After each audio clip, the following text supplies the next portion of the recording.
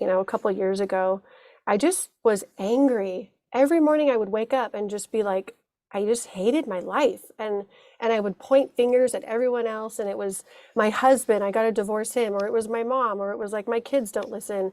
It was everyone but me. And I remember listening to like a lot of Adele back then, right? I love Adele. And that song, To Be Loved, like I would just break down every time I heard it because I wanted so badly to be loved by someone Mhm. else. Like, and then it clicked, and I was like, I don't even love myself. Like Mm. I don't even, I tell everyone how much I love them, but I've never told myself, I love you, Charlotte. And Mhm. the first time I did that was at the event that you and I were at. Yeah. Really? Yeah, Wow. That during was that, just this year. yeah.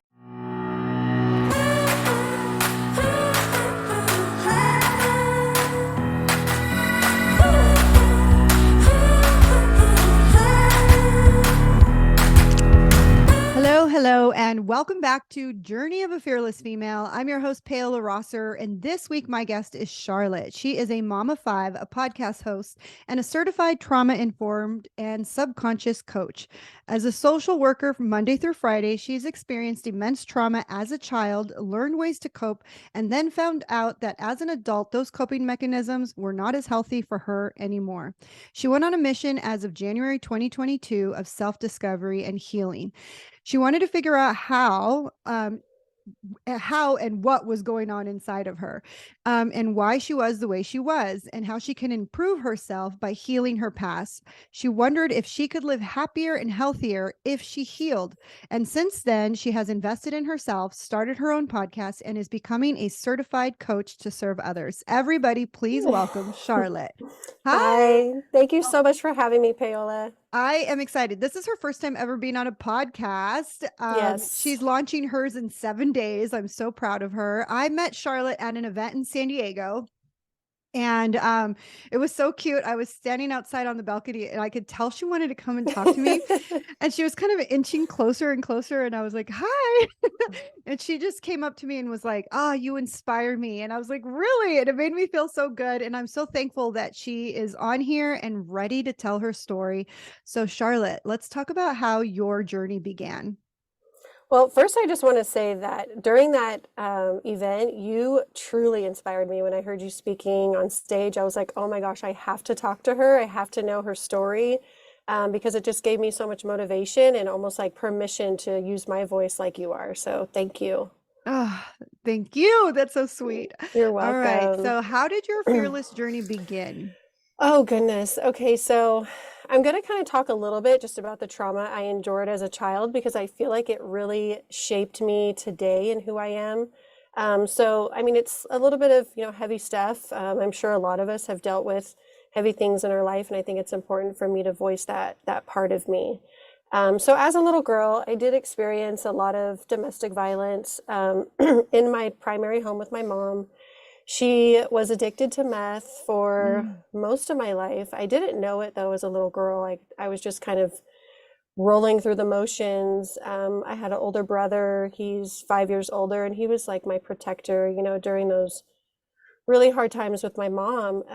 I mean, there were times where we thought she was dead because she was strangled, and I I was only 5, so we were just trying to wake her up. So, I mean, heavy, heavy trauma for a little kid that I had to see. And then, going from school to school and moving around a lot, it was just really unstable and really unpredictable. And as we know, for kids, like we need that stability. We need Yeah. predictability to really like flourish into a strong, healthy person, right? So, I struggled a lot with that, and I developed all of these coping mechanisms that were to protect me, and I saw my Hmm. mom constantly have to protect herself from men. So it kind of just became ingrained in me that like you just have to fight. And it wasn't until like January of 2022 where I was like, I don't have to fight anymore. I don't have to have these like invisible boxing gloves on anymore. I can release that and really like work on myself. Hmm. So after that, let's see, my brother, my protector, he was the one who really like knew my life and what was going on. He ended up getting into some bad stuff at like 14 years old. He joined a gang, he was running the streets, and he ended up going to California Youth Authority for Mm, like almost 4 years. So his whole teenage life he spent in basically prison for teenagers. yeah. And that was just like a huge, huge hit to me and my mom, of course. Losing him was, I didn't realize how traumatic it was for me, but after I did like a lot of therapy around that, I really suffered from that. Even though I had to put on a brave face for my mom because she was falling apart. I was 9, 10, 11, and like she always called me the rock. Like, you're the rock, Mm, Charlotte. You're the rock of this family. But as a little kid, holding all of that is like so much. yeah, it is. Yeah, There's so much to unpack here. You've been through so much as a child, and you really hit on a really good point. As a child, we're expected the basic needs, of food, shelter, love, and when one of those things aren't provided, you kind of look inward and you kind of think to yourself, like, is there something wrong with me? right. That it's the reason why everything isn't working out.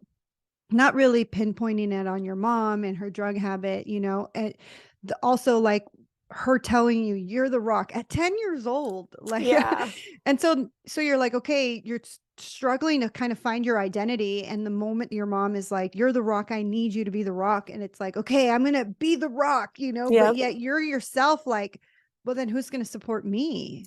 Who's going to exactly. hold me? Who's going to carry me? And the one person that was your support, which was your brother, was no longer around. And now it's like, okay, how do you maneuver and manage the rest of your life, without Right. him there? Yeah, exactly. That's exactly right. And unfortunately, a couple years later, my dad, who I would see him like every other weekend or so, he ended up going to prison Mm, for 9 years. So he left when I was 11.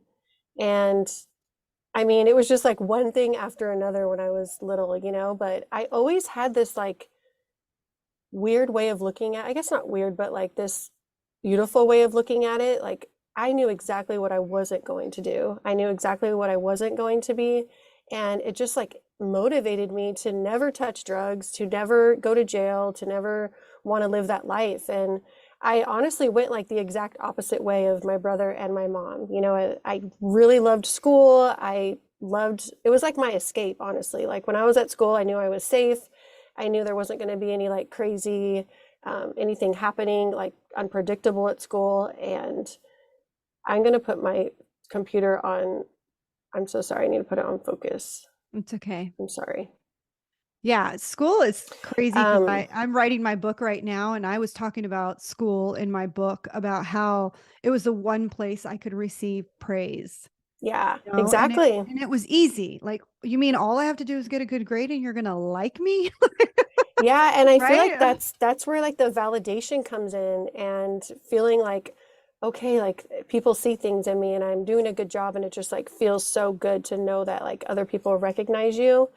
And Yes. I still am like that to this day. Like I love hearing that I'm doing a good job in my work or even like, in my relationships that I have. So, yeah, it was a lot of navigating like just crazy situations and learning how to cope with them at a really young age. Yeah. So after that, it was like a lot of partying and like, just doing like things I shouldn't have been doing as a teenager, but obviously a lot of teenagers go through that. I was just Yeah. like in such a lost space for so many years, and really trying to find myself without, I mean, I got emancipated at 16 and I moved out Wow. and yeah, I like was working and trying to get a high school diploma.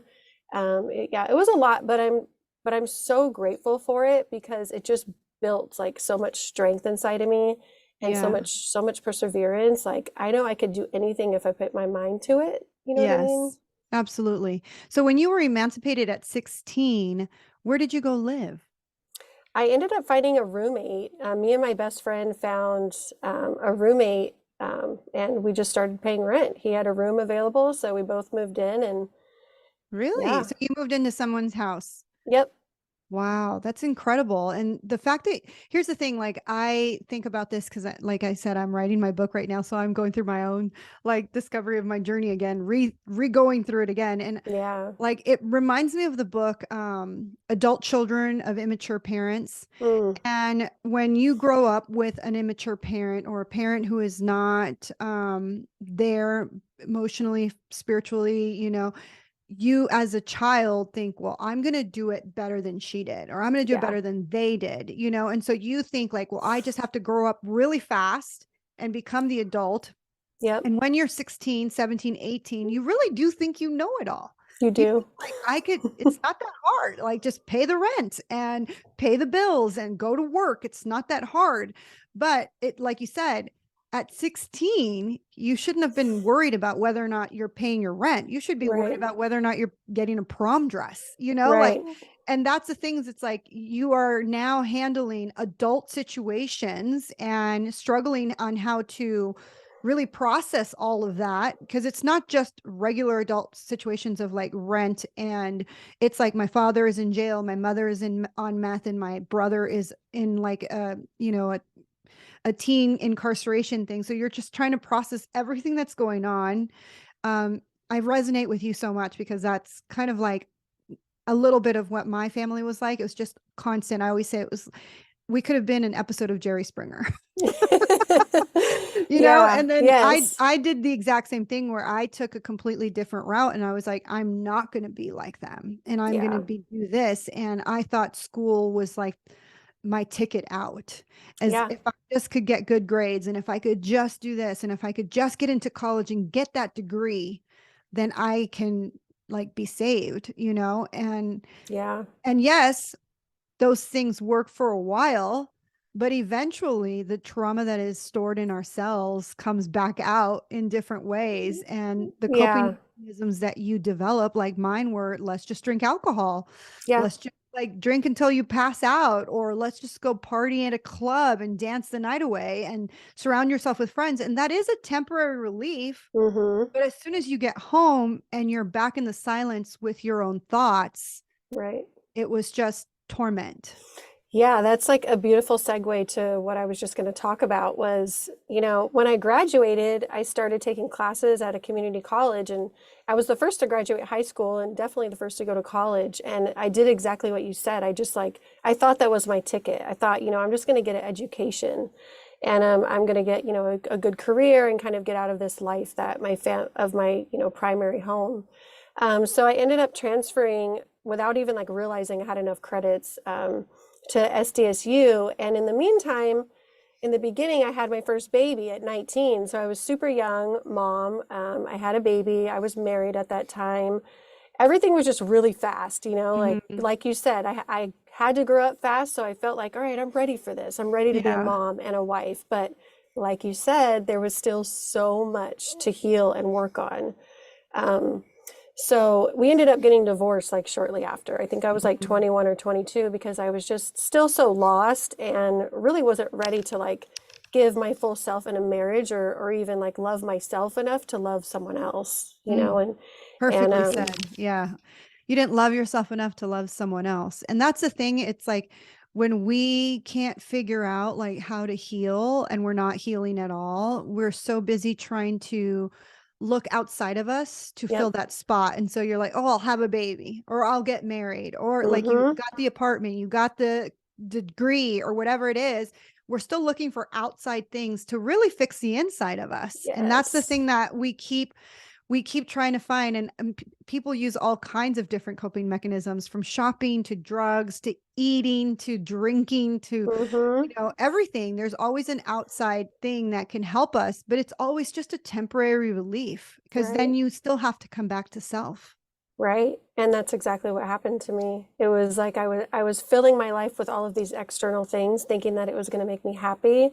But when it came down to it, it was about in here. It was about Charlotte. It was about learning how to, you know, I guess like get to know my true self, who I am, because I was Yeah. just like in fast forward for so many years. I really came to a point after my first marriage. I was still very young, but I met the husband that I'm with now at 23. And Mm-hmm. so we've been together 13 years, but he's been so gracious in this process of like allowing me so much space to heal and do what I need to do, that we've just worked out so well. Mm-hmm. But like I was going to say, it came to this really big boiling point because not only was I like a mom, we were a blended family at that point. You know, we had 5 children all together. It was like my son, his 2 sons, and we were foster parents to his niece and nephew. Wow. Yeah, so it was I was doing it. I was like Superwoman. I look back and I'm like, how the heck did I do that? Like that was I was a Nuts. yeah, I was like a rock star back then, but I was And like, you were only 23? well, by the time we had all 5 kids, I was about 25, 26. Oh my gosh, that's Those, insane. 5 kids, kids yeah. raising kids. I went from 1 child to 5 kids in a matter of like 3 months. It was, Wow. yeah, like right after we moved in together, his niece and nephew went into the system, Mm. and he looked at me and he was like, "I'm gonna get my niece and nephew," and I said, "Let's do it." Like Oh, I didn't have any hesitation. I was yeah. because I know what it's like to live the life that they were living, and I couldn't wait to like be someone for them that they could trust and someone that understood where they were coming from, and like almost like heal myself through being there for them, you know? Yeah. It is a big healing reflection because people reflect back what you are going through or what you've been Yeah, through a lot. yeah, So that's exactly. beautiful. So what was there like a aha moment or like a moment in your life where you were like, okay, I have to start healing. Like all these other coping mechanisms aren't working. And even though I have the degree and I got married and I had my own baby and drink and all that stuff, and you realize like, okay, was there a moment where you're like, none of this is working and I have to go within? Absolutely. I came to a really, really low place. Like I was drinking a lot. Mm. I had 2 more babies with my husband now. So right now they're 7 and 3, but this was, you know, a couple years ago. I just was angry. Every morning I would wake up and just be like, I just hated my life. And I would point fingers at everyone else, and it was my husband, I gotta divorce him, or it was my mom, or it was like my kids don't listen. It was everyone but me. And I remember listening to like a lot of Adele back then, right? I love Adele. And that song, To Be Loved, like I would just break down every time I heard it because I wanted so badly to be loved by someone Mhm. else. Like, and then it clicked, and I was like, I don't even love myself. Like Mm. I don't even, I tell everyone how much I love them, but I've never told myself, I love you, Charlotte. Mhm. And the first time I did that was at the event that you and I were at. Yeah. Really? Yeah, Wow. That during was that just this year. yeah, during that breathwork session that we Uh-huh. did, the second day, I had a major breakthrough that day. But we'll kind of go back to you know, the aha moment. It was, I just remember there's got to be a better way. I can't Yeah. keep living like this. I can't keep feeling so negative every day. So I decided to just really dive into like, why do I feel like this? What's going on inside of me? And I started learning all of these things through a manifestation course that I took Mhm. with Natalie Schlutt. And it just started like all these things about ego and how, you know, all of my attachment issues and my fight or flight responses. And I started just really digging into like this whole other world that I had no idea existed, right? Uh-huh. And it just made so much sense. And every day I was just like, every day I was, you know, listening to her courses, taking notes like crazy, like I'm gonna, you know, fix myself. I'm gonna, and I just every day I was going to my husband like, now I understand why I'm like this.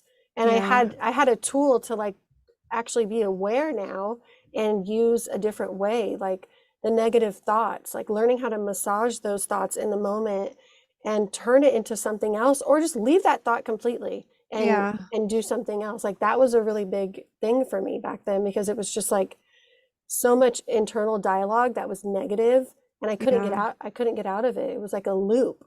But Mhm. this that program really really saved me when it came to looking at myself and what's going on inside of me and the trauma and like how that's affecting me now. Yeah. One of the things that like truly changed my life was starting my inner child healing. Mhm. I did a meditation to like kind of started off, and it was incredible. Like, I can't even tell you how good it felt to go through that visualization, go back to that little girl that was sitting on the bed, scared and afraid, and listening, to her mom being beat. And just Mm, like, it was so emotional, as you can imagine. Like, yeah. I was bawling during the meditation, but like, I grabbed her, I hugged her, I told her she was safe. I told her it's not going to be like this Yeah. forever. It was just like a beautiful thing. Yeah. And then I kept going with that. I kept learning how to like reparent myself, because all these moments pop up now as a 36-year-old woman where I'm acting like I'm 7, or Mm, I'm acting like I'm that 14-year-old girl. I have to think in these moments, am I acting like 36-year-old Charlotte who's experienced and knows like logically how I should be reacting right now? Or am I reacting like that 4-year-old girl that's scared and protecting herself and defensive? yeah. So yeah, that's been a huge turning point for me, learning that. Oh, it's so beautiful to go back and reparent the little girl that was scared and alone and needed that comfort. Yeah. I think, I talk about this all the time with my clients, and it's so important to go back. It's hard, especially if you had such a traumatic childhood like you did, like I have, and you don't want to go back. I have a lot of memories that I've blocked out, like I don't even remember. Yeah. But I know when that little girl inside of me is screaming and is like tormented Hmm. and is crying and is hurt and it's afraid, and I do, it's hard. It's even now I'm 43, and even now like I have to figure out how to self-regulate Yeah. without having an outside either person, guru, course, teacher, book, whatever. I have to just do it alone, Yep. because one of the things that my mom used to tell me is you were born alone and you're going to die alone. And honestly, she was trying to like hurt my feelings, but honestly, it made a lot of sense, Yeah. because you're the one person you're going to be with for the rest of your life is Right. you. And Right. if you're the person tormenting yourself and stuck in that negative loop of you're not good enough, you're stupid, you're a loser, you get stuck in that mode. And it's just, if you could just shift your perspective Yep. and think that's not who I am anymore. Sure, I was that probably when I was a little kid because I didn't know any better and I didn't have the guidance. I didn't have the Exactly. love. I didn't have that, like, and that's not your parents' fault. Honestly, they didn't have the tools. They could only Exactly. do what they could do with the tools that they had, and it, Hmm. it all comes full circle. And the fact that you started to recognize that there's got to be more to life than to wake up every single day being angry is just that point where people start to ask those existential questions. And I love when people say, when you're ready, the teacher will appear. And the fact Yes. that that teacher showed up with her manifestation course and it was everything that you needed to hear. It was like Hmm. your spirit guides were like, you're ready now. Oh, I'm going to unleash the veil of that needs to be released so that you could truly yes. see the beauty that is you. I have the chills right now. Like that is exactly like spot on. It was a point where I was ready, and it just came to me. I wasn't even looking for it. It just came to me, and it it was exactly what you said. It was like I was unveiling so much. I was discovering who my higher self was and what my purpose was. But after that course, I still was drinking. That's the thing. But I had like such a better understanding of intuition at that point, and Mm-hmm. my human design and like my gut instinct, and I started to like hear my intuition like, stop drinking. Like, you have so much waiting for you on the other side if you just eliminate this one thing. But drinking is like such, it's everywhere in our culture. Yeah. All my friends drink, or most of them, and it was just really hard to get away from, like on the weekends and family barbecues and every celebration, like there's always alcohol. So I struggled with that for like 9 months of that, like, Mm. that inner dialogue that's like, don't drink, do drink. Like, it was just back and forth inside my head, and it was exhausting. Like, Yeah. I was so tired of like this. There's a word for it. I can't think of what it is right now, but it was just like arguing in my head all the time, right? And then I found this Naked Mind book, and I Mm. don't know if you've heard of that, but it's by Annie Grace, and amazing, like blew my world. It changed so much for me when I looked at alcohol, right? And I joined her course. It's called The Path. And I did like a 90-day course. And this was back in September that I started it. And she encourages you, like, keep drinking, go ahead while you're in the course. That's fine because she Mhm. knows what you're going to learn throughout that course. Yeah. And like 1 month in, before everyone stopped drinking as a group, I remember having like a really bad night and I was like, there's got to be a better way. Like I can't live like this anymore. And I'm doing all this work and I'm trying so hard to like change who I am inside and be a better person, but this alcohol just had it was the one thing that was just holding me back from something even greater, right? Yeah. So I decided, like, after, so much learning in this course, like, I don't need this. I don't want this. And it became so insignificant. I have not craved alcohol since that day. And Wow. I'm 8 months alcohol free now. Congratulations. That's Thank incredible. you. Yeah, and I wasn't like this crazy alcoholic, like drinking, in the morning or like drinking to not get sick. It was just something that I would have really bad hangovers, even if I had a couple Yeah. drinks. And I just, It's a big thing in our culture. Like you it said is. earlier, it's like family barbecues, it's like weddings, it's like a quinceañera. It's like every time there's Hmm. like a get together, even the holidays, it's the worst. Yeah. Thanksgiving and Christmas, like, yeah, it's just like there's always alcohol being poured out. And then people actually treat you weird when you're like, I'm not drinking, you know? Yeah. It's like, well, what's wrong? Like, What's wrong? Are are you you, okay? Are you on medication? Are you pregnant? I yeah. was like, no, I just don't want to drink. Yeah. It's so crazy because my husband and I do like 90 days without alcohol. We'll just be like, okay, we're gonna go on a cleanse. We're just gonna give our Hmm. liver like a break. And you know, I I'm okay with not drinking. Sometimes when I go to dinner and people are like, all right, I'll have like one cocktail and I'll have one cocktail just because everybody else is having a cocktail. I don't want to feel left out and I don't want people to like look at me like I'm weird. So I'll just sip that cocktail and then the waiter comes and is like, do you want another? No, I'm good. I put my hand over it. No, I'm good. I just, one is good. One is good. Yeah. Because Yeah. two, three, and sometimes it baffles me how there was a time in my life where I had 7 to 10 cocktails a night Oh, in the yeah. course of 4 hours, Yeah. or 4 or 5 hours. It was like 7 o'clock, start pre-gaming. You're at the club, 9 o'clock, 10 o'clock, drinking. And as soon as your drink was done, they were pouring you another. And then the next day you would feel so awful, just like Yeah. awful, and as you get older, the hangovers got worse and worse and worse. And if you're not fixing that inner voice, that's when you really are attacked the most, is in that low vibrational frequency. Exactly. I was listening to this TikTok, which is pretty crazy, sidetrack here. This girl was saying that, why do you think it's called spirits, like alcohol? It's because it lowers your vibration so much that when you are not there, and people even say it like, oh, bad Stacy's going to show up because it's no longer you. Right. And I truly believe this. People could probably be like, there's no such thing as ghosts or there's no such thing as demons or whatever. But I truly believe that the people who died and haven't gone through the portal to go to the other side and are just chilling in this realm, they're still trying to get that fix. So they Right. attach themselves to your body at that moment when you are at a lower vibration, and Wow. that's why it sticks to you, where you're just feeling so awful for the next couple of days, and it's not until you start to peak back up where you're starting to recalibrate and revibrating that you become yourself again, you That's a know? really cool way of looking at it, like on an energy perspective, you Yeah, I know? mean, I don't know, to be true. It wasn't just a TikTok video, but Yeah, yeah. how much validation can it be? But I do believe that, because when you see somebody who's like super drunk, it's almost like they're not even there. Right. Like their pupils are so just extracted, or whatever. How would you say it? Contracted. They're so out there that it doesn't even look like them. And you're talking to them and they're so completely gone. And then the next day you're like, do you remember when you did this? Do you remember when you said this? Do you remember? They have no clue. Yeah, No blackouts. clue. Complete blackout. It's completely gone. They have no clue.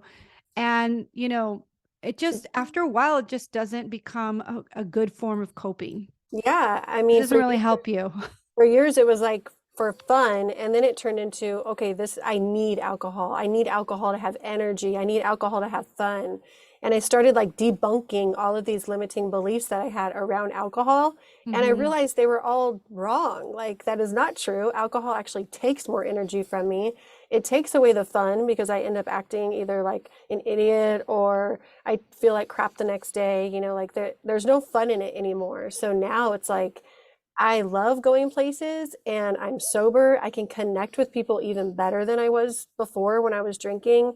I feel great the next morning. I don't have to worry about Yeah. a hangover. It's like, it's this whole life that I knew I wanted. It just took like the right timing for it to happen. Yeah. And yeah, and since then, I joined Erin, the event we went to. I'm in her coaching program, the Quantum Ripple Effect Institute. It's a 6-month certification course, and I'm learning all about NLP and inner child healing and, time techniques and just all these beautiful modalities so I can help and serve others. And, in the meantime, heal myself as well, because one of the things that Erin truly believes in is like you go first. So the coach goes first. The coach, Yeah. learns how to self-regulate and hold space for other people. And it's been an amazing experience to go through this program. I'm almost finished with it. And then I'm a certified coach and I can start Hmm. meeting with people one-on-one, which is great. And yeah, there's just been so much change since I left alcohol in the past, like Yeah. in every area of my life, from my relationships to business to my actual job as a social worker. Like I'm just like so much more on point all the time. My body feels great. My sleep is amazing. There's just way too many benefits to ever go back. Like I do not want to ever go back at all. Yeah. I will there it's the people who are still in that um they're still behind the veil. You know what I Yeah. mean? They haven't Yes. discovered that without alcohol, without drugs, without the shopping or the food addictions, without all the things that really they could just find peace within. I love, the Bible says the kingdom is within you, but people still have it completely wrong what kingdom they're trying to talk about, right? Yeah. It's like Yeah. everything that you've ever wanted, everything that you ever like desired is within you. The tools, the skills, like the talents, Exactly. everything's within you, but we're so busy covering it up with all the other things that we lose track of who we are. And it's Right. just like you're just coming home to you, to Yeah. who you were before all the trauma, before all of the chaos, before all of the like searching on the outside to try to fix the inside. Right. Yeah. That's exactly what it took, was stop pointing at everyone else and just look inside you, look inside myself, and really get to know who I am. Yeah. And I and mean, I'm I did that for 20 years. I played the blame game and I just was like, it was my mom, it was my alcoholic dad, it was my abusive boyfriends, it was always somebody else. Yep. And like I said, I'm writing my book, and one of the chapters is going to be called The Denominating Factor. And the denominating Ooh. factor was always me. Yeah. I was in the equation every single time I was in the equation. And that's the thing that people think like, oh, if only they will start healing, if only they fix themselves, if only my mom stopped doing drugs, if only my dad stopped drinking alcohol, if only you're busy pointing the fingers outwards when really it's like the only person you have total control of and the only person you're completely and utterly responsible for is you. And Exactly. then when you start to heal, like Aaron says, you do become a ripple effect Yep. because you become the example. And when I talk to my clients, I always tell them like, because when you start healing, you're like, oh my God, this feels so amazing. Everybody should do it. You want everybody to do it. But Mm-hmm. some people aren't ready. Oh my They're gosh, not yes. ready for their healing journey. They're not ready. You're speaking a different language. And they're like, Yes. what? Quantum Uh-huh. physics, manifestation? What are you talking about? Like they're not ready for it. Yeah. And it's And that was that me person three has to years be ready ago. for it. Like you were ready.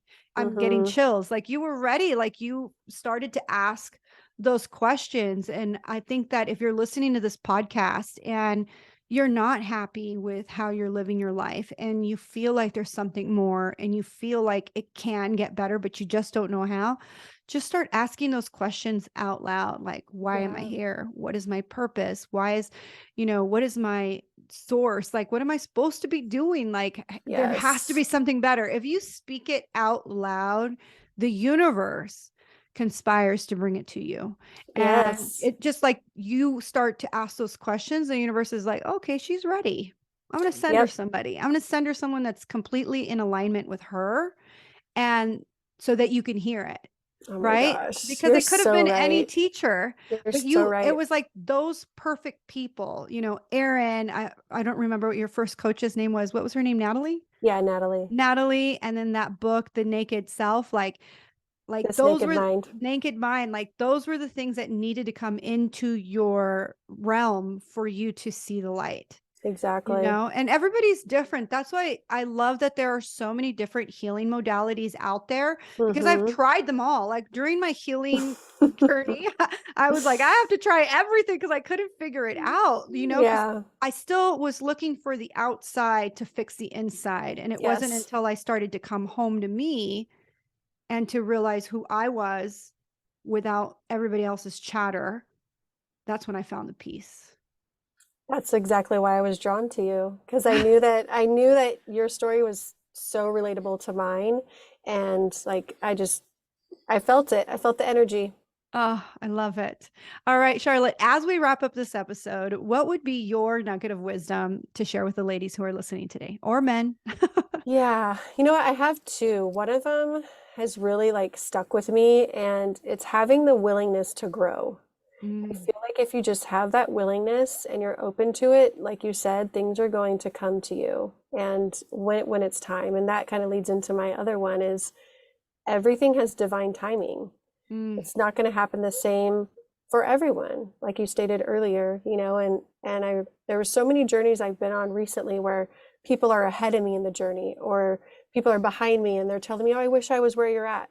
It's going to happen when it's supposed to happen. Don't yeah. worry. Trust. Just trust the universe, trust your spirit guides. It will happen when it's supposed to. Yeah. I love that. Okay. So, how can my audience find you and your new podcast that's going to be out soon? Yes, I'm so excited. My podcast is launching on next Wednesday, so June 14th.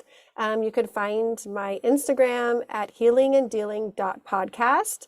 And then also you can find the actual podcast episodes once they post the Healing and Dealing podcast. Oh, I love it. All right. And where can my audience find you on TikTok, Facebook? What are your handles?